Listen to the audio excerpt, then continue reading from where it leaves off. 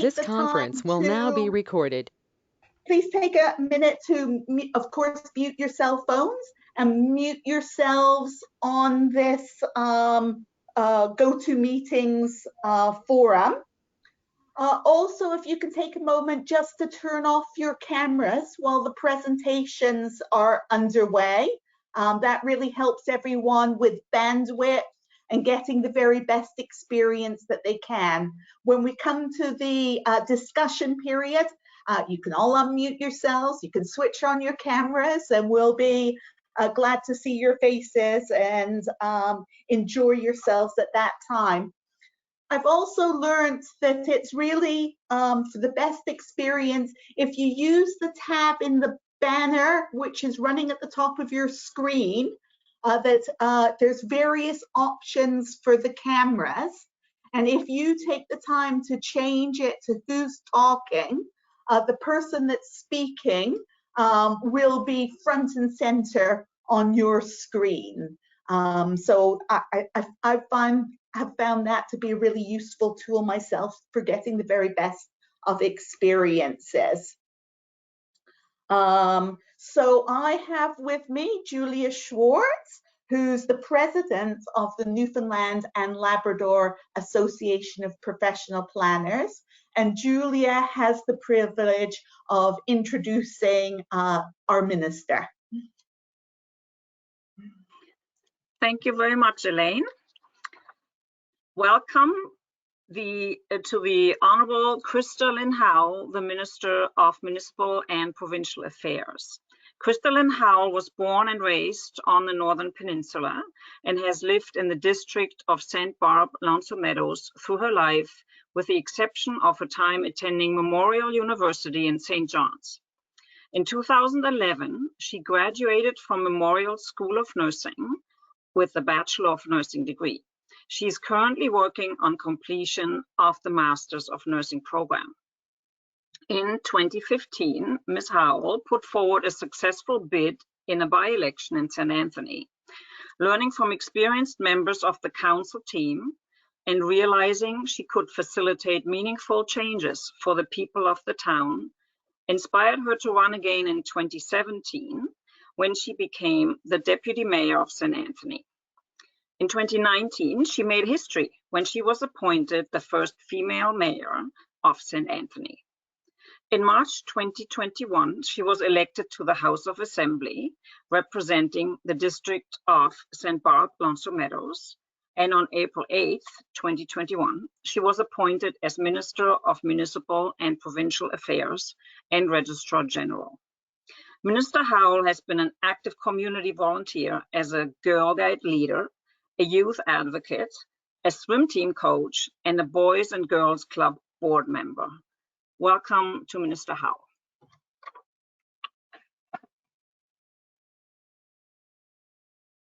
Thank you so much. I certainly appreciate the opportunity to share with you today. And listening to the bio, it feels like a lifetime ago when some of those things happened. But the knowledge and experience that I've gained in the last few years is certainly of incredible value to me, and it's given me the opportunity to be in conversations like this with groups such as yourselves today. So thanks so much for the opportunity and for the invitation for myself and representatives from the department to join in the discussion about the working group's report on regionalization. So firstly, I would like to let you know up front that the department has received authority to work towards drafting professional planners legislation. And I know that's something that we had talked about for a number of months. And I know how important that will be in developing the professional self-regulation for your association. So certainly looking forward to working on that as time goes on. But now for the topic for today, it's our regionalization report that we've received. And the interest of your group in this topic is very encouraging. Regionalization offers an opportunity for the entire province to address some of the most serious issues that we face, and most critically, those of aging and declining populations. This is certainly going to be something that's going to take a collaborative approach from all communities across the province, and particularly in some of our smaller, more rural communities, We have to identify opportunities for working together, for sharing services, and ensuring that we have some sustainability in these communities. And there are going to be necessary steps that we're going to have to take towards the supporting economic development in these areas. And while many people might not realize that, there is a huge role for land use planning in that whole perspective and how that all rolls out. So we recognize the value of professional land use planning and see it as a service that is significantly lacking in some communities across the province. Now, over half of the municipalities do have municipal plans and some developmental regulations, and others are working on some of their first plans. So that's encouraging news, but many municipalities do understand the importance of establishing these goals for sustainable development and improving the quality of life of their residents.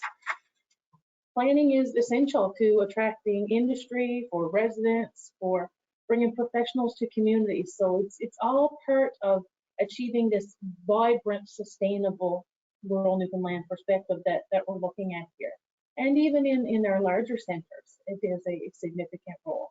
But the majority of local service districts in unincorporated areas are not covered by any type of municipal land use plan or any developmental regulations. They have no ability to direct or control the development within their boundaries. And this, as you can imagine, I'm sure you've encountered, leads to conflicts over land use and unproductive land use, and just oftentimes a mess. So land use planning is certainly something that we can see alleviating some of those conflicts and providing a means to direct development in these smaller communities. And this in turn will set the stage for economic development opportunities and attract new businesses, attract new residents, and breathe life into some of these communities. But along with the declining and aging population, some communities are struggling just to provide many services and to meet the growing expectations of their residents. And land use planning is one of the services that many residents have come to expect. Municipal plans will address issues related to environment and the well-being of their residents, whether it's climate change or promoting health and wellness or safeguarding against natural disasters and protecting natural resources to protect people's properties from flooding. All of these things are folded into the municipal plans. And those are very important aspects to homeowners, landowners, business owners, all of the sort when it gets to a community level. So within a municipal plan, the municipality will have the authority to make these developmental decisions, to prevent incompatible land use, to set standards or impose conditions, and to direct or control the use of the land. So we can certainly see the value in land use planning in municipalities so that they have this consistent set of rules that they can apply to everyone to help meet the community's goals. And we want to ensure that planning is a transparent process for these communities, that it involves community engagement. And I know that many of you have held public meetings or forums to gain the public input on projected plans in certain communities. So it is certainly recognized as a critical function. And the Joint Working Group report and recommendations on regionalization highlight that as well, recognizing fully the value that land use planning has as we move forward with this approach. The report recommends a regional governance structure that would provide an overarching governing body for specific geographical areas in a county type model. And under the model proposed, the Joint Working Group, the municipalities within each region would participate in a regional council, but they would still maintain their autonomy. And the report has recommendations towards local governance at a regional level, where services to residents in former local service districts or unincorporated areas would be encompassed by the regional government, and those would include land use planning or developmental control of the services. So there's much discussion to be had about that. The report that we've received also proposes that municipalities are struggling, the ones that are not necessarily viable, they would have the option of dissolving into the regional council as well. So if there's a local service district, on the other hand, that is functioning very well and doesn't need that overarching government, they then have the opportunity to become a municipality where feasible, and then they can hold their own autonomy in that picture. So that's pretty much the broad strokes of some of the recommendations. I'm sure that Mary and Christy can provide you with a more detailed overview on the report. They've been head ears into this, and I'd like to thank them in this forum for all the hard work that they've put into this project. And Christy running point on this, I know she's answered a bunch of calls, even specific to my district, where there's a man who lives in a red house with a Canadian flag that calls every second day and talks to her about some of his concerns. But thank you to them and to the rest of the department for their hard work. At its core, regionalization is about strengthening local governance and the services that we provide to the residents that live in our communities. The aim of regionalization is to provide representation for all residents while ensuring that they receive an optimal level of service. And we want vibrant, sustainable communities. We want to work together to enhance the quality of life for all residents.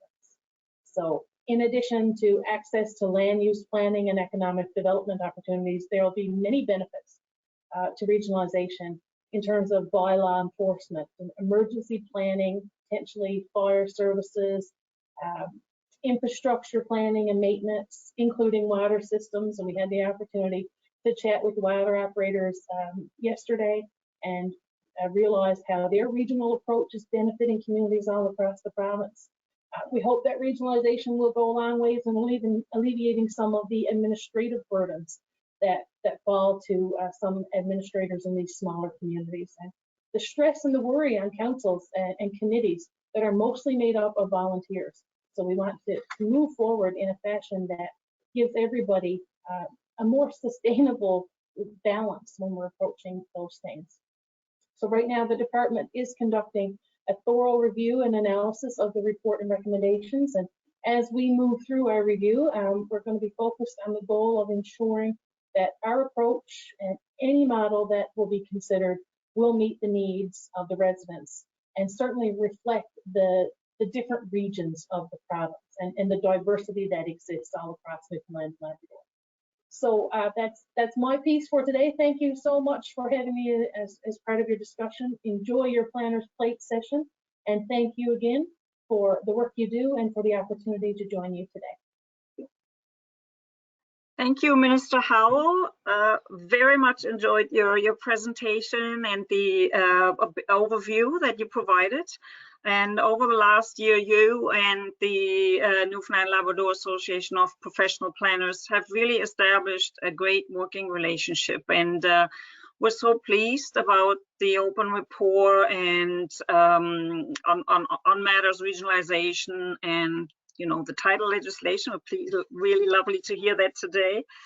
And personally, also what I really like what you just mentioned is the idea of transparency and representation and creating and maintaining a vibrant communities all across the province. Please continue reaching out to us as we collaborate and assist each other on all matters planning in Newfoundland Labrador. So thanks very much. And I now hand the microphone back to Elaine Mitchell, the Planner's Plate Coordinator. Thank you. Well, I have the honor of introducing my colleagues, Mary Oley, who is the Director of Policy and Strategic Planning here at the department, as well as Christine Midas, Manager for Community Cooperation.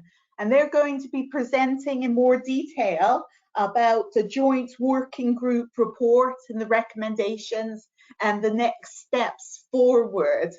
So welcome, Mary and Christy. We really appreciate you taking the time to give the Newfoundland and Labrador Association of Professional Planners and other individuals who support planning across the province an opportunity to hear from the source about this important report and initiative. So thank you very much.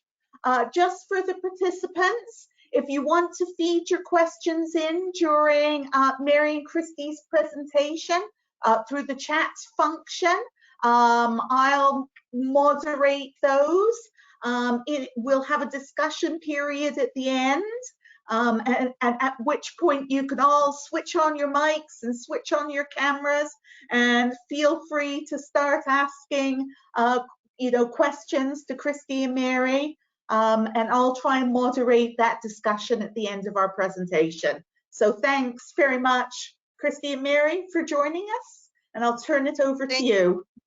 Thank you for having us. It's our pleasure to be presenting to your association today. And I'm going to hand it over to Christy to pull up the presentation and get started. Yeah, again, sentiments, as Mary said, thank you very much for being with us.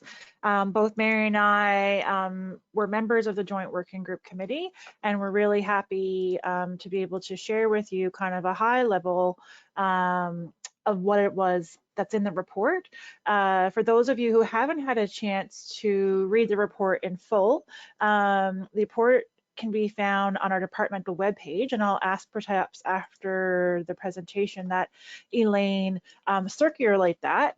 In addition, yesterday, because we've been getting a lot of questions in regard about the report, we've also done up our frequently asked questions, which is also on our departmental page. So I'll, after the meeting, forward that information on to Elaine so that she can share with all of you today the link to our departmental website where you can find the report in full and where you can also see the frequently asked questions as well. So let's get started. Can everybody see the screen? I'm just gonna turn off my camera. Yes. Everyone can see it? Okay, perfect. I just wanted to make sure before we moved on. All right, so as the minister stated, regionalization is very important to the department and important to our community partners and our stakeholders, such as yourselves.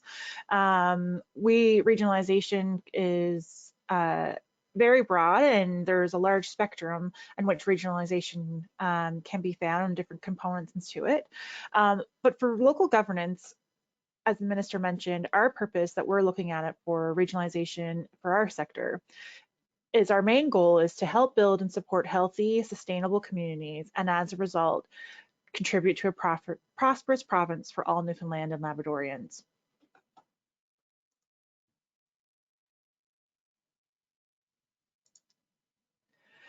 So to date, there's been some considerable research done by not only the department, but our community partners and stakeholders, such as Municipalities Newfoundland and Labrador. Over the past 70 years, there's been numerous researches and consultations that have been completed. Most significantly, in 2017, the department did what I'll call a roadshow. So it was a major public engagement initiative. We held 22 in-person consultation sessions, as well as had the ability for people to provide feedback through online and written submissions. We had over 700 people participate in those sessions, and which generated over 6,000 ideas and comments. As a result, we published a What We Heard document back in 2017. And that can also be found online on the regionalization page I was just mentioning to you. You can scroll to the bottom, you can click on it, and that'll bring you to the Engage NL website where you can see the document in full. And then in addition to that, in 2018 and 2021, the department held Premier's Forums, which is a forum which we invite municipal leaders throughout the province to come and attend.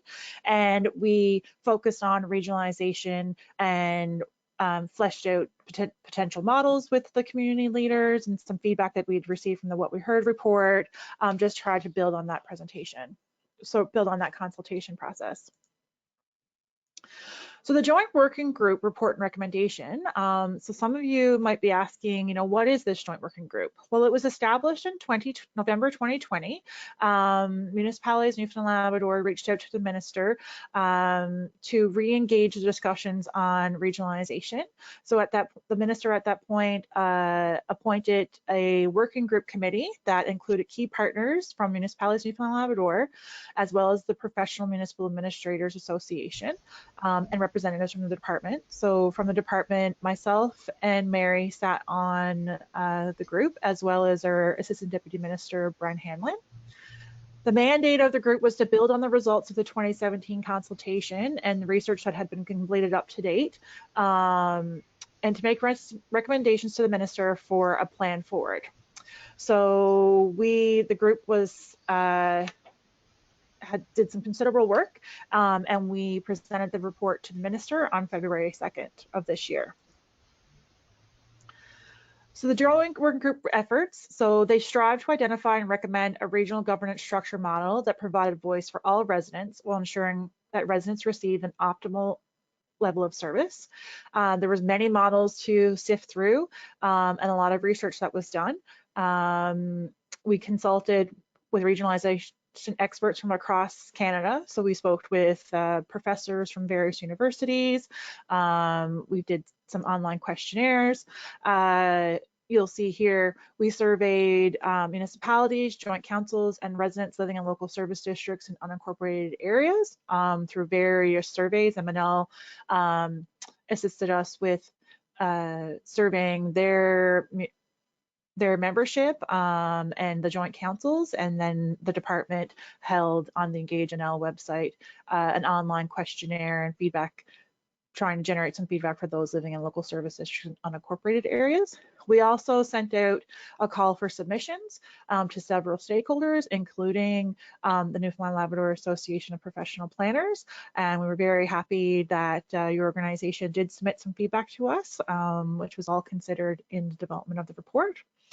And there was some feedback sessions that were held at the MNL Symposium and the Professional Municipal Administrators Annual Conference as well, to generate some feedback and get some input on it. So the minister kind of spoke to you earlier about some high level pieces of the report, and I'm going to do the same thing and do a little bit more of a small deeper dive, but again, I'm going to still try and stay fairly high level. And again, if you have any questions or concerns, you can read the report, and please feel free to reach out to myself or Mary at any point in time. So just an overview of the report. So the working group outlined the current state of the sector. So as many of you may already know, living here in the province, we roughly have a population of 5,020 residents, 520,000 residents. The new census data that recently came out, that numbers fluctuated just a little tiny bit, but we're seeing that our population is decreasing, unfortunately. The current municipal sector landscape is we have 275 municipalities, 172 LSDs, and 120 what we consider unincorporated areas. So the report overviewed the need for regionalization. There's sections there that discuss the need because of our changing demographics. That right now our province currently lacks a formal governance structure for 3% of the population. So that's those people who are living in unincorporated areas. They have no local governance, formal local governance structure to represent them and represent their needs or to provide services. It also noted that there's a lack of consistent local services that are being delivered or in the access to services. And then that's some challenges that we're facing that communities are facing in regards to meeting federal and provincial legislative requirements, and in particular, federal wastewater and drinking water regulations. The report also provided an overview of some potential benefits, which the minister mentioned in her opening statements. I'll just list a couple of them here that are on the slide. So one, obviously, for us is a form of a good local governance and a voice for all residents, no matter where they live.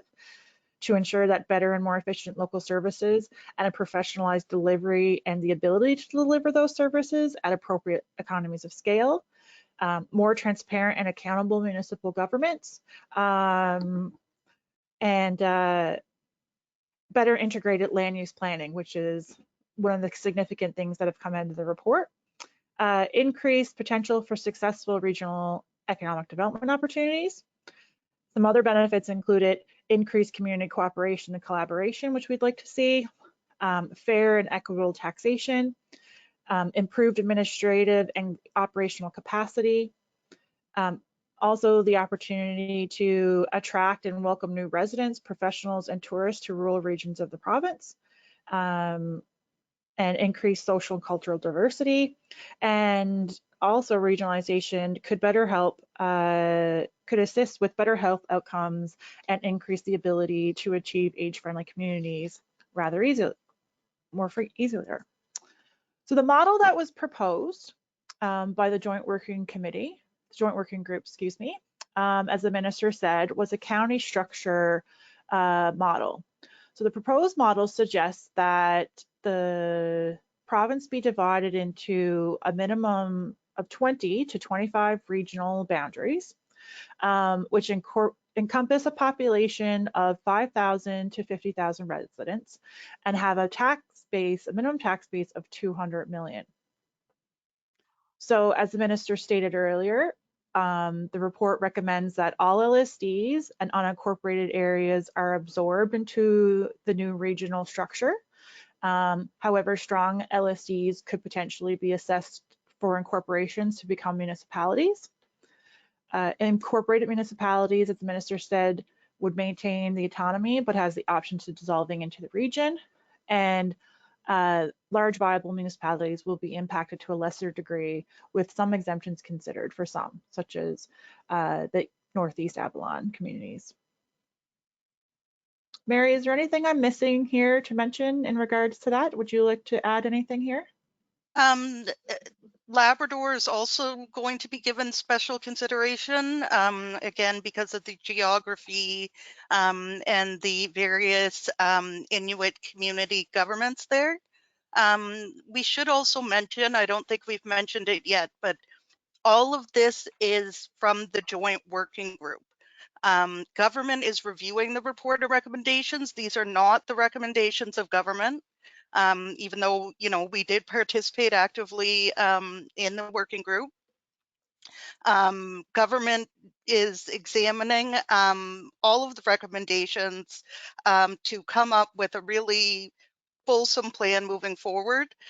So again, just to clarify, this is not government's plan that we're rolling out. This is the Joint Working Group's report and recommendations. And I'll hand it back over to you, Christy. Yeah, thanks, Mary, for highlighting that. That's really important. And I know I have it in my slides to say again later. That's just great. So that's just a quick slide on the proposed structure. So in regards to the representation, what the Joint Working Group is recommending is that obviously the region would be governed by a regional council. So this recommendations was that this council would have a number of seats and wards, but would not be greater than 15 representatives per region, to try and ensure that sometimes if you have too many players at the table, it can kind of be a bit dysfunctional trying to make decisions and stuff. So the number 15 seemed to be a reasonable number to ensure that there was equitable representation throughout the region for all communities, but also to ensure productivity in regards to the region. So the way the ward seats would be determined, they could be filled by elected municipal council members. And for those people living outside of living outside of municipal boundaries, they would vote. Their wards would be for their communities, and they would vote for a representative to represent those areas. It was also suggested that weighted voting would be the most equitable voting structure to ensure, again, that equitability and fair representation. The delivery model that is being proposed is that the region would provide services to any resident living outside of a municipality. In addition, the region would provide mandatorily land use planning, economic development services, emergency planning, and bylaw enforcement to all communities within the region. That being said, municipalities can still provide these services. It's just that the regional council would provide these services from a regional perspective.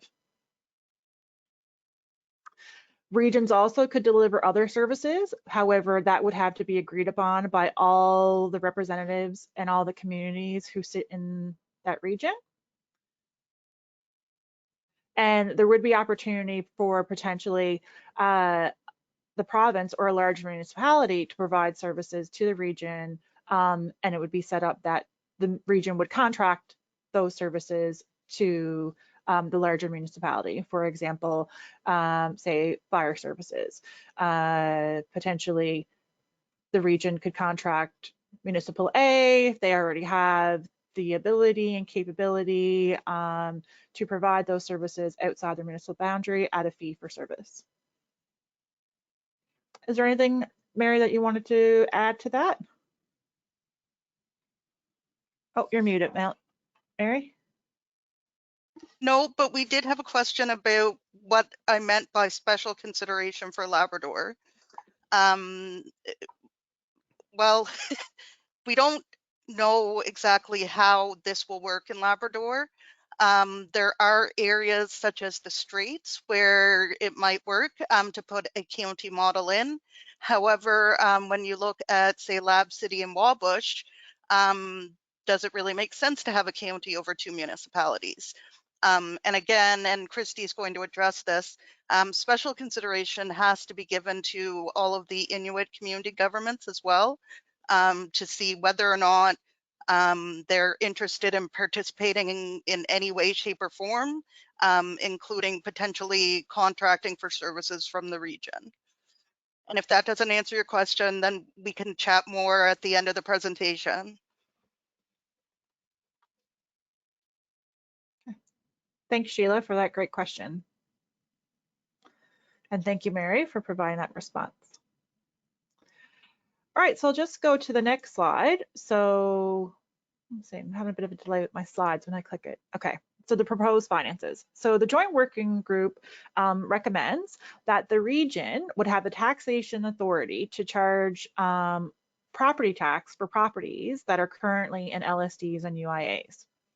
So the region, as I mentioned earlier, would bill municipalities for their shared costs of the mandatory services.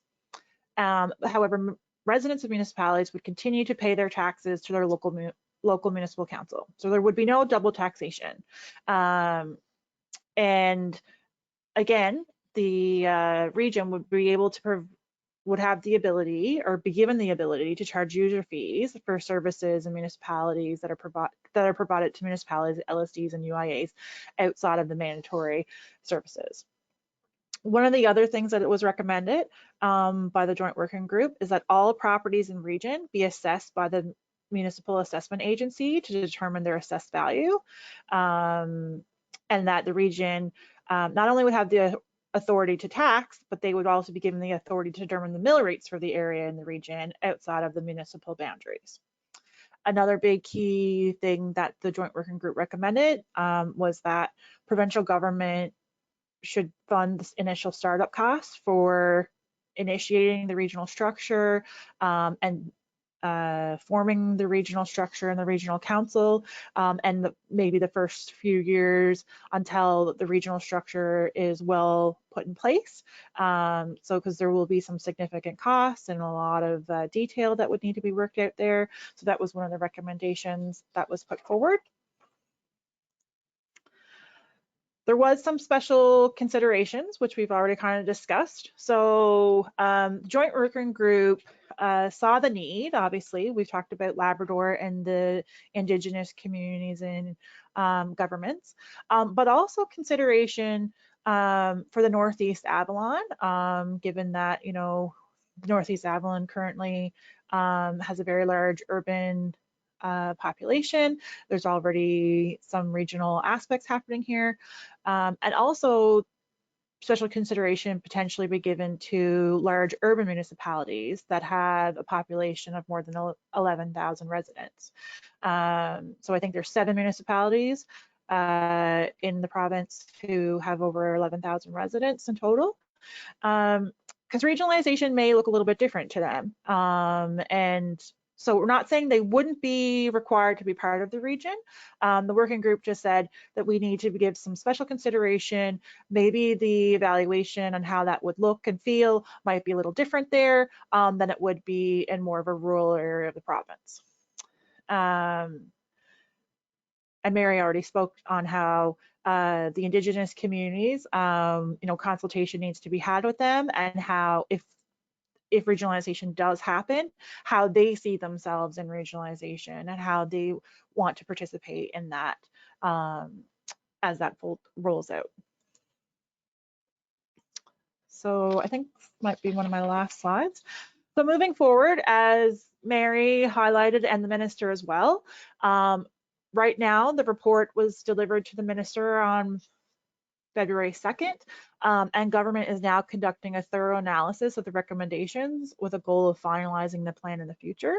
As part of that review, we are taking consideration recommendations outlined in the joint working group, as well as feedback that we've been receiving from residents. As the minister said in her opening statements, I've been receiving numerous phone calls and emails that I'm trying to process and funnel through and answer people's questions. So hence one of the reasons why we've done a frequently asked questions section for our departmental website so that we can answer a lot of those questions, because I know people have a lot of questions in regards to the report. And everything that we're receiving is going to be taken into consideration. And there's going to be much more opportunities moving forward for stakeholders like yourselves, residents, LSD committees, municipalities, and Indigenous governments and communities to have an opportunity to provide input into what a comprehensive plan for regionalization would look like. So again, to reiterate what the minister and Mary said, the joint working group report is not a plan, a comprehensive plan. It has some recommendations, well thought out, great recommendations that the department is now considering in government, larger government in general. And it is the minister's hope that in the near future, we'll be able to roll out a comprehensive plan for regionalization for the province. So I just had this last slide here, and maybe Mary, you can help me chime in on this as well.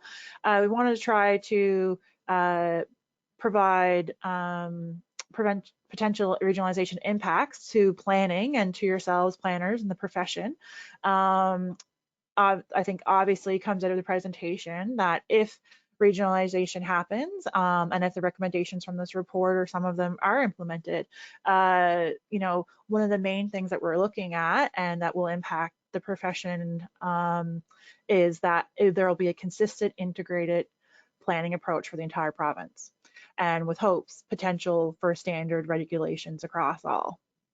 And another thing that we think would be very valuable and will impact you is that as we put more importance on the profession, that this will also increase the public's perception, as well as, those who volunteer to be counselors and stuff, of the importance of land use planning and how it will impact our province and our community.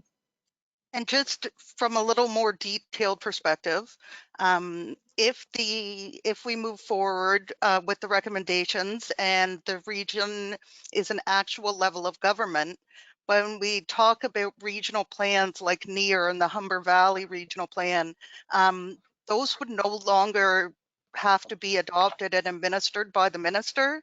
They could be adopted and administered by the region itself. Where it is in fact a level of government. In addition, even municipalities within a region would be able to receive land use planning services from the region if they're not able to provide them themselves. As we know, not all municipalities have professional planners on staff. So this is one way that we're really hoping to get, a lot more coverage, land use planning coverage across the province, because I'm sure, as you know, only about half, a little more than half of our municipalities have land use plans. And in general, LSDs and UIAs have none. I mean, some are covered by some portions of municipal plans, but in general, there really is no or little development control. And that's how we end up with a lot of land use planning conflicts, as I'm sure you can imagine, like somebody building their dream home next to a scrapyard and then upset that there's a scrapyard next to their dream home. So with that, I think that we can open it up to some questions. Yeah, and Mary, just before we open up to the questions, just in case people haven't been following the chat bar, just wanted to bring to people's attention that we did have a couple of questions that both you and the minister have answered within the bar. So maybe we should just highlight those for everybody. So one question came from Stephen: have regions been determined? And the minister just wrote back and said, as of yet, the regions have not been determined. But one of the recommendations of the report was that when determining regions, that it was suggested that Memorial University's Regional Analytics Lab be used to help determine and siphon through data to ensure when boundaries are established, they're the right boundaries, and that if boundaries are established, they'd be preliminary and there'd be an opportunity for people to provide feedback onto those boundaries. So there's been some, when we presented our roadshow in 2017, we presented, I think, Mary, I wasn't around then, but you were, 22 potential regions back then, am I Yes. right? Yes, and Yeah. those were developed in association with NL Stats, and pretty universally everyone hated them for one reason or another. So yes, we are actively right now working with RANLab to use population, tax base, even potential transportation corridors, like where do people live versus where they work. A lot of people don't consider themselves part of a region, when in reality, many people may live in a local service district but work in a neighboring municipality. So trying to make those connections is important as well. But yes, we are actively working with RANLab, trying to come up with some potential boundaries, again, for consultation. Mhm. Yeah, and all the things, as Mary said, would be considered, like in addition to those transportation corridors, where are the current fire services, emergency services, where are the school board zones, where the health authorities, like all these things that would layer upon each other to determine the best potential regions, so to speak. So hopefully that answers your question. I also noted there our past colleague, Chris Hardy. Hi, Chris. Good to see you online. He shared with everybody the link that I mentioned earlier. So thank you, Chris. So if you guys note that, but I also will get Elaine to share that out with everyone as well. Sheila asked the question about the Labrador boundaries, which Mary responded to. John asked, will only municipal councillors be eligible to run for elections as ward representatives from municipality? And Mary, you wrote back there, but did you want to just elaborate on that a little bit? Sure. So we just want part of regionalization, which we didn't really talk about today, is the potential for levying property taxes on residents in local service districts and unincorporated areas who do not currently pay any property taxes. So to be able to do that, a region would have to be an actual level of government.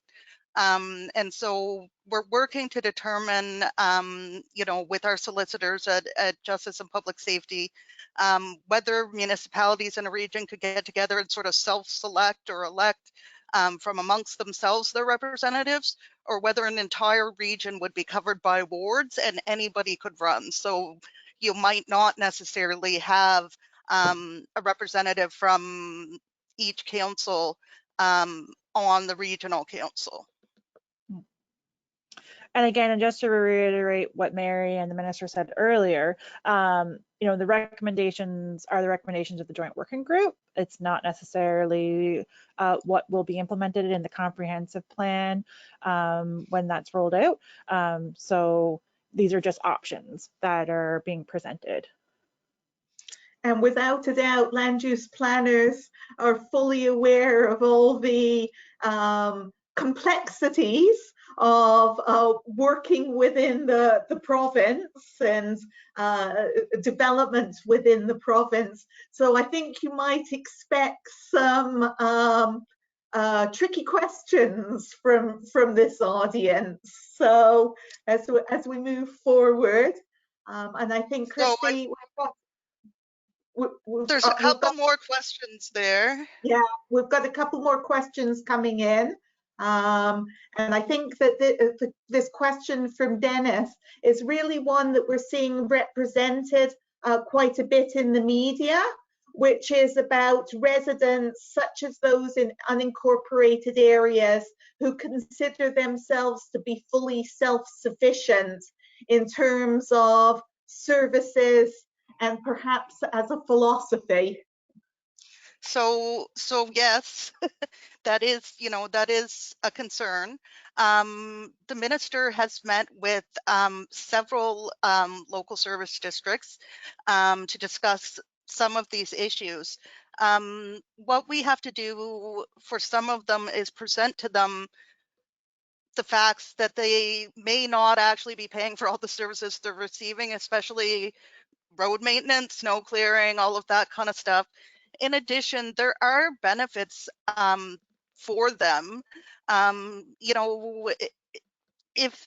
If there is no economic development in a region or in an area, there's not services being provided, no one's going to want to live there. And those communities, if they don't want to disappear, these are things that they need to think about. In addition, I mean, some local service districts have water systems. One benefit to them of regionalization could be to have a regional water operator that's a professional that could assist with some of those services.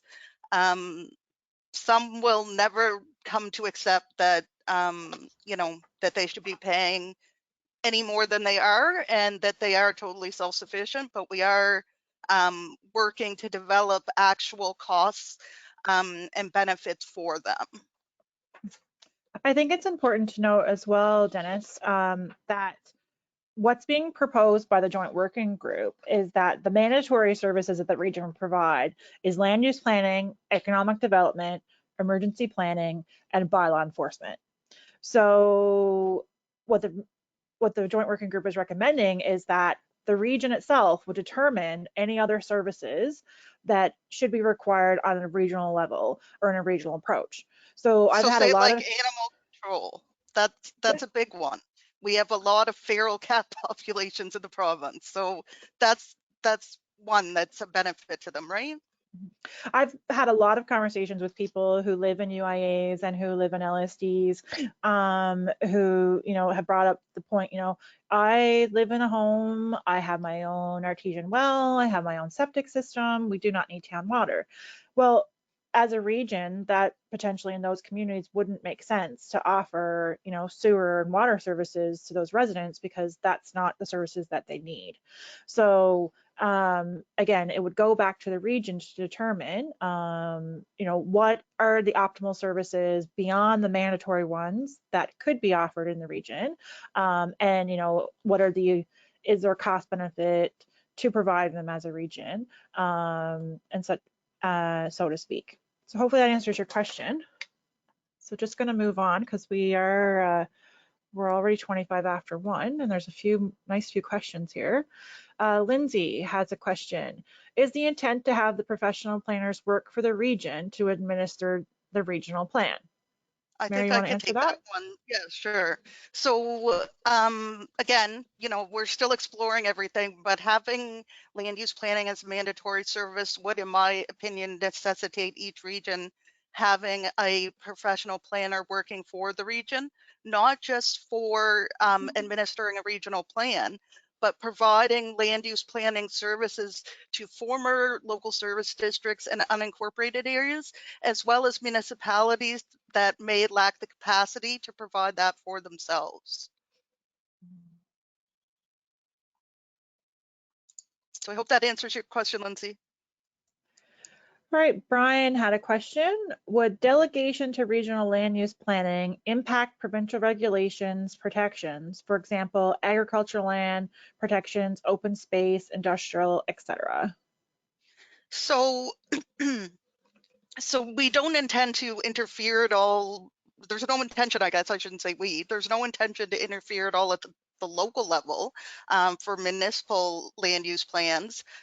Just like for municipal land use plans, any regional plan would be sent through, would be sent to the department for review. And as part of that review, I'm sure you're all familiar with the ILOC process, the interdepartmental land use committee. And so new plans and often amendments are sent through that committee, and they would advise whether or not there is valuable agricultural land, sensitive environmental areas. And just like with local plans, we would expect that the regional plan would reflect that input and address it through the plan. Thanks, Mary. Sure. Ken had more of a comment here. Ken says there's many negative perceptions of regionalization being discussed and written about in the public. Hopefully there'll be more discussion about the potential positive impacts also. And Ken, that's our hope. That's why we're here today to speak to your organization, why we've done the frequently asked questions for our website, and hope to continue discussions with stakeholders and with residents as we move forward and figure out what is the best plan for the province and what will work best here in the province. And we're also trying to dispel any misconceptions that may be out there as we go along as well. Hopefully you guys can all help us spread that, the positive parts of regionalization. Mary Bishop, would some of the larger towns in a region have the option to undertake their own planning, or would they have to use the regional planning services? Who and how would planning services be paid for? So So no, it would still be up to the town whether or not they wanted to pay a fee to the region to use their land use planning expertise, or whether they wanted to continue on as they do now, hiring a planning consultant if they don't have a land use planner on staff. So the municipality would be paying for those services. So our hope is that for those municipalities that have land use planners, they would continue to do so, and that the regional land use planner that works for the council or the regional structure would be in addition to enhance that and would work on the regional perspectives. So, there's potential here if this model is implemented or approved, there would be potential employment opportunities, one would think, for land use planners here in the province, an increase. John asked another question. What type of service cost sharing models are being considered? So, John, right now, municipalities can cost share services, and that is happening in a number of our communities, especially on the Northeast Avalon. There's been a lot of regional collaboration on economic development, even public purchasing by, four municipalities coming together to get a better deal, or to access additional, say, infrastructure funding through municipal infrastructure projects. We anticipate that the regional council's role would be to assist in development of those cost sharing models and potentially assist in administering them. So to take some of the administrative burden off of these municipalities. There's a comment there from Craig. Craig, great to see you. Craig is our partner. Craig also sits on the joint working group committee. So he has his comment there. So it's a great comment, Craig. Thank you. Yes. So just for any... people that are not following the chat, is just saying about the question of no community and no person is self-sufficient. There's always a dependence. Yeah, there's a misconception, like Mary said earlier too, and as Craig alluded there, that some communities believe to be self-sufficient, but you know, that we are all dependent, like Elaine said, on someone else for something at some point. Mm-hmm. It's an interdependent system, isn't it? Yes. So we've got, you know, I know that we're hitting up to 1:30, but we've certainly got time if people want to stay online. You can certainly open up your mics and ask questions to Mary and Christy where you're here. And we've got a couple more that have come in via chat. So if you guys don't mind staying on for a few minutes and just continuing, we've certainly got plenty of time. Yeah. No problem. So go ahead, Elaine. Yes, so Dennis has come back with an additional question.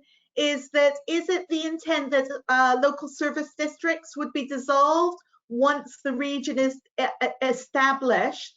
And I guess as a subsidiary question is, would there be a process for that, or would it be just a blanket? Yes, they would be. The recommendation is that yes, they would be dissolved.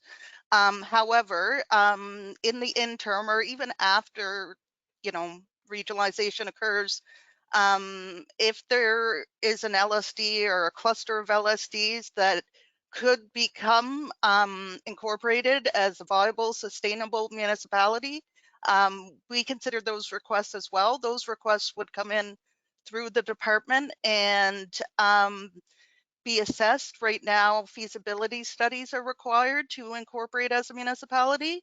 And there's a process that has to be undertaken, but yes, they would dissolve in, or those that believe they could be viable and sustainable can request that they be incorporated as a municipality.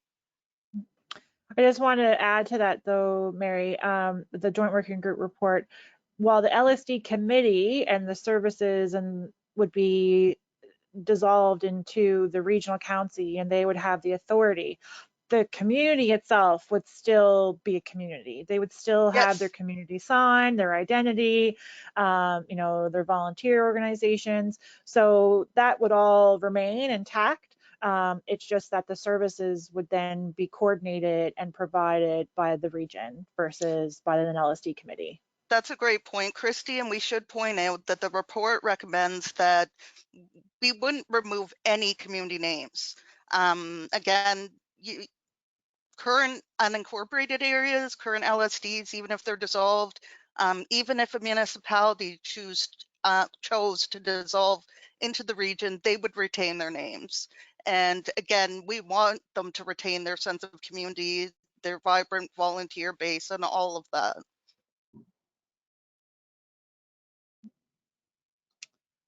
Mary had Mary Bishop. Hi, Mary. Great to see you online. Mentioned here, it'll be difficult for one planner working in any region to be tasked with the day-to-day plan administering, day-to-day plan administration and preparing, reviewing, amending plans. There will need to be an analysis of operational capacity needs to ensure that service expectations can be met. That's really great, point. Mary.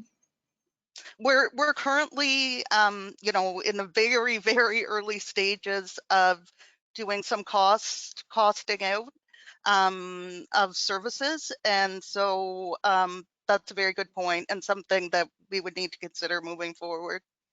Yeah, and just to let everybody know, and I'll share this again with Elaine so that she can share it out with everybody. In addition to our website, we have a dedicated email address for regionalization. It's just regionalgovernment@gov.nl.ca. And we have several staff here in the department that man that. And any considerations like the one that Mary just brought up, or anything that you think that the department should be considering when analyzing the report, please provide your feedback. We are open to receiving feedback. Everything that is submitted is going to be considered. And we need your expertise and professional insights to ensure that we get it right. So what's next? Joe. Joe has apologized that he needs to Okay, leave. just a thanks. Daniel,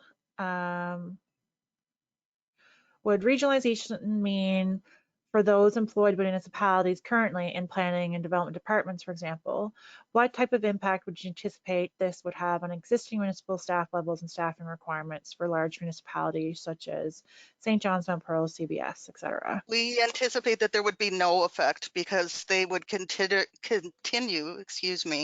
to provide their own land use planning services.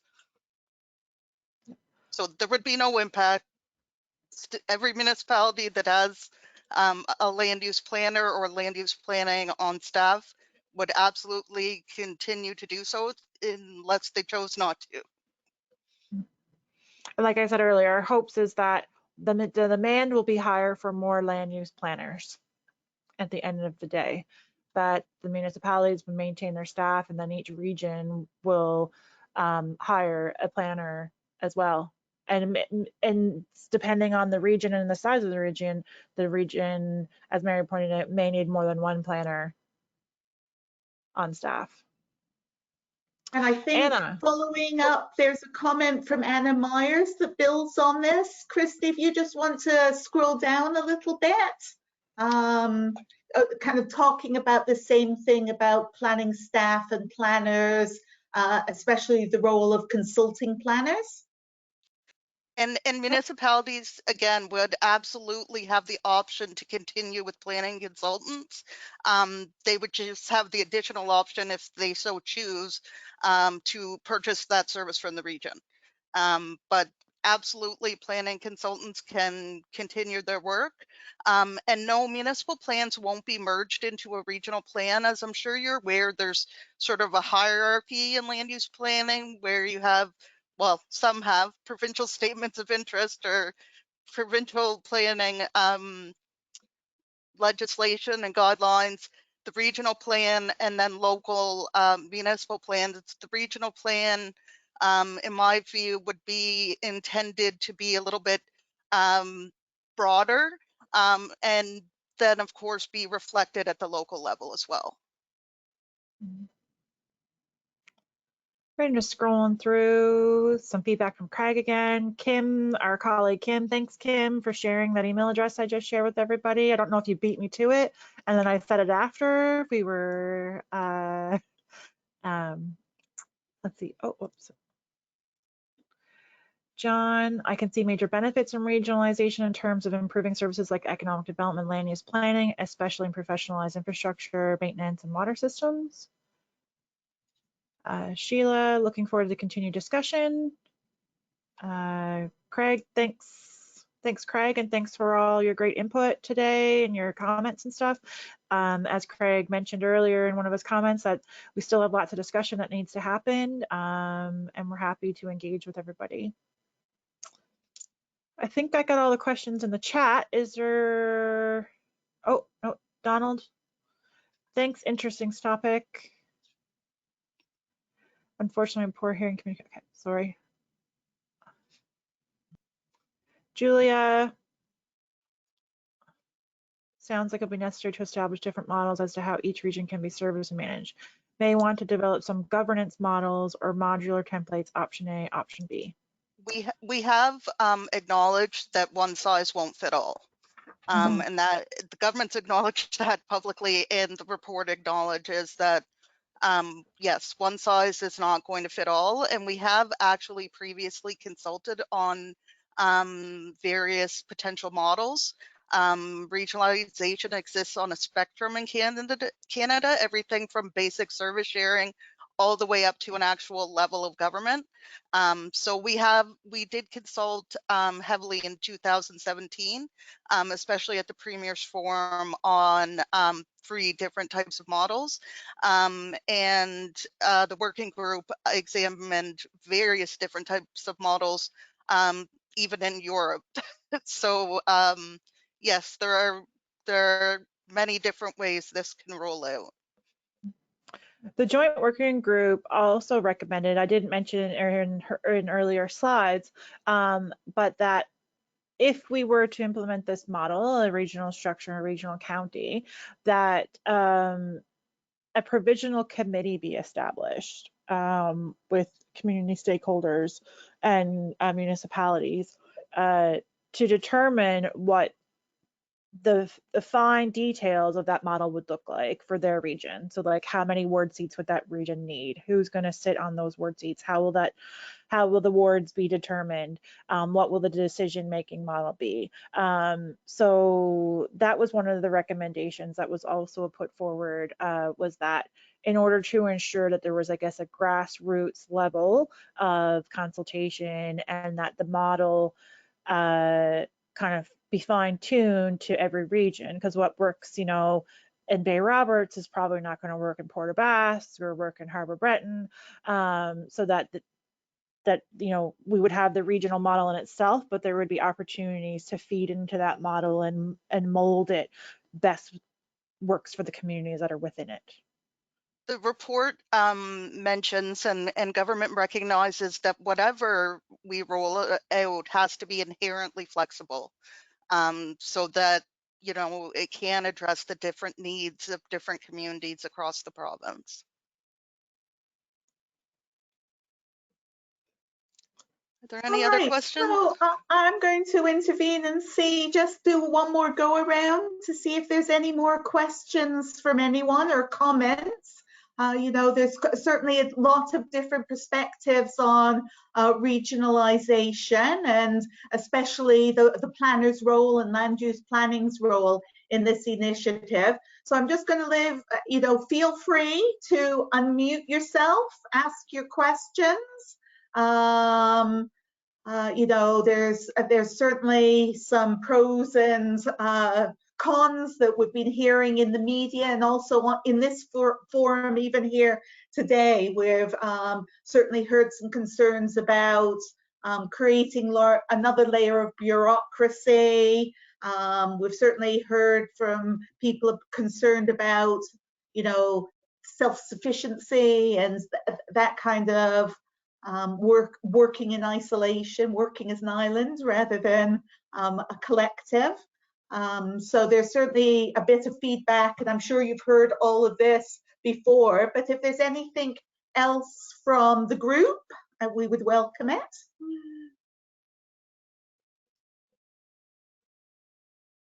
So I'm beginning to get some thank yous from everyone, for the minister and you, Mary and Christy, for joining us. And I certainly echo that. The Newfoundland and Labrador Association of Professional Planners really appreciates you taking the time today to outlining this really important report and recommendations. We receive the message that this is only a report and that there's a lot of work and a deep dive, I think, into the details that needs to come. But if you have any need for input from the professional planners in the province, I'm sure that Julia and the NLAP executive is there to help and assist and provide any answer any of your questions. And I think that from the planners amongst us, we are truly delighted to hear the news from the minister that the professional legislation has taken a giant step forward, and I don't know how happy and we can express ourselves that it's been a goal for our organization for many years, and we've been working on it. And so that is truly spectacular news for all of the professional planners in the department and across the province. Well, thank you again. It's our pleasure to be here and to join you guys today. So we're glad to have this opportunity, and we will for sure be in touch with everybody as we move forward, and as we get more questions and figure out, do the more analysis on what's being recommended. And again, just to reiterate, please feel free to reach out. We're happy to receive any and all input, and I'm sure we will be reaching out again as we move forward with this. So this presentation has been recorded. It'll make its way up into YouTube world. And we will take your slides, welcome them, Christy, with the links and the email address. And we have those posted on the NLAP page, web page, so people can follow along if they've missed the session or require any information. That it'll be there for them to do any backup and things like that. So we really appreciate that offer as well. Thanks. Julia, any final words from you? Yeah, well, I can only reiterate and thank you very, very much, especially while taking the time today to be with us. And the news on the legislation, as I love to say, that's awesome. And we've got this, you've got this, it's great. So looking forward to continuing the conversation. Anything you need, let us know, reach out, and happy to assist. And I do also want to thank Elaine for organizing this really, really interesting lunchtime event, which was so informative for every one of us. So thank you very much. All right, thank you very much. Thanks, Mary. I'm sure we'll be reaching out, Julia, on the legislation. Awesome. Thank you. Okay, bye, everybody. Have a wonderful afternoon. Thank you. Thank you.